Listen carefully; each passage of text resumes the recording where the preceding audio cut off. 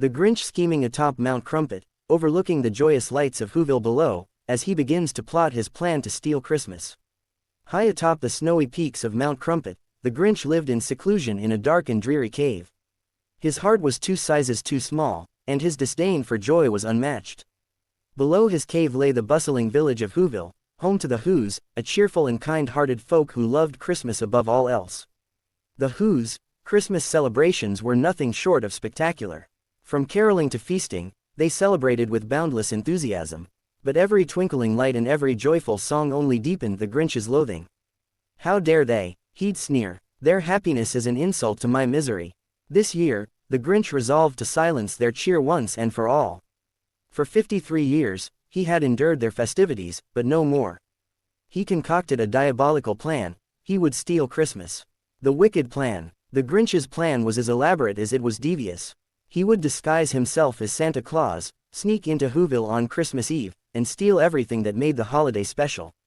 Every ornament, every present, every crumb of their feasts, gone. He set to work on his disguise, stitching together an old red curtain to resemble Santa's suit. "I'll even fool myself," he cackled. To complete the ruse, he transformed his long-suffering dog Max into a reindeer by tying a single antler to his head with string. Max, though loyal, was less than enthusiastic about the scheme. The Grinch cobbled together a ramshackle sleigh, a rickety contraption held together by nails and desperation. On Christmas Eve, he loaded it with sacks, ropes, and his malicious intentions. "Come on, Max," he growled, hitching Max to the sleigh. Together, they descended the snowy slopes toward Whoville, their outlines barely visible in the moonlight. The Grinch sneaks into a Whoville home, mischievously stuffing stockings into his sack under the warm glow of the Christmas tree. The invasion of Whoville. The Grinch arrived in Whoville under the cloak of night. The town was silent, with every Who snug in bed, dreaming of the joy to come. Slithering from house to house, the Grinch's plan unfolded. At the first house, he slid down the chimney, his wiry frame squeezing through the narrow flue.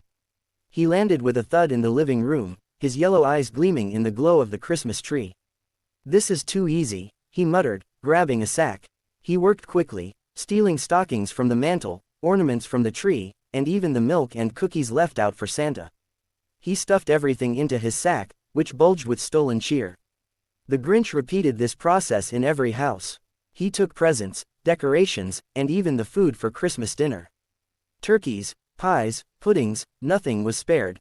He was especially delighted to steal the Whos' roast beast, a centerpiece of their feast. An unexpected encounter. At one house, as the Grinch was stuffing a Christmas tree into his sack, he heard a small voice. "Santa," it said. The Grinch froze. Turning, he saw a tiny Who standing in the doorway. Cindy Lou Who, no more than 2, stared at him with wide, innocent eyes. "Why are you taking our Christmas tree, Santa?" she asked. The Grinch quickly concocted a lie. "My dear," he said, donning a fake smile, "this tree has a broken light. I'm taking it to my workshop to fix it and bring it back better than ever." Cindy Lou nodded, satisfied with the explanation. "Thank you, Santa," she said before toddling back to bed. As soon as she was gone, the Grinch resumed his work. "That was close," he muttered, dragging the overloaded sack back to his sleigh. The Grinch is caught by Cindy Lou Who, her innocent curiosity stopping him mid-heist as he fumbles with the Christmas tree. The final heist. By dawn, the Grinch had visited every house in Whoville. His sleigh was piled high with stolen Christmas cheer. Exhausted but triumphant, he whipped Max toward Mount Crumpet, where he planned to dump the loot. As they ascended, the Grinch chuckled to himself. "I've done it, I've stolen Christmas. No singing, no feasting, just silence." He reached the peak of Mount Crumpet, ready to dispose of the stolen goods. But before he could, a sound reached his ears. The Whos' spirit shines bright. From the valley below, the Grinch heard singing. Curious, he peered over the edge. The Whos had gathered in the town square, hand in hand, singing joyful carols. The Grinch was dumbfounded. They're happy, without their presents, without their food. He listened closely, and in that moment, something extraordinary happened. His heart, which had been 2 sizes too small, began to grow. For the first time, the Grinch understood the true meaning of Christmas. It wasn't about gifts or decorations but about love, togetherness, and joy. A change of heart. Determined to make amends, the Grinch turned his sleigh around. Racing down the mountain, he shouted, "Merry Christmas, Whos." The Whos welcomed him with open arms. They didn't ask why he had stolen their Christmas, they were simply glad he had returned it. The Grinch distributed the stolen items, restoring the town's cheer. When everything was back in place, the Whos invited him to their feast. For the first time, the Grinch joined in their celebration. He laughed, sang, and carved the roast beast. His heart, now 3 sizes larger, was filled with warmth and joy. The Grinch looks down from Mount Crumpet, stunned as the Whos sing joyously, their unbroken spirit illuminating the dawn. Conclusion: a Grinch transformed. From that day forward, the Grinch was no longer an outcast.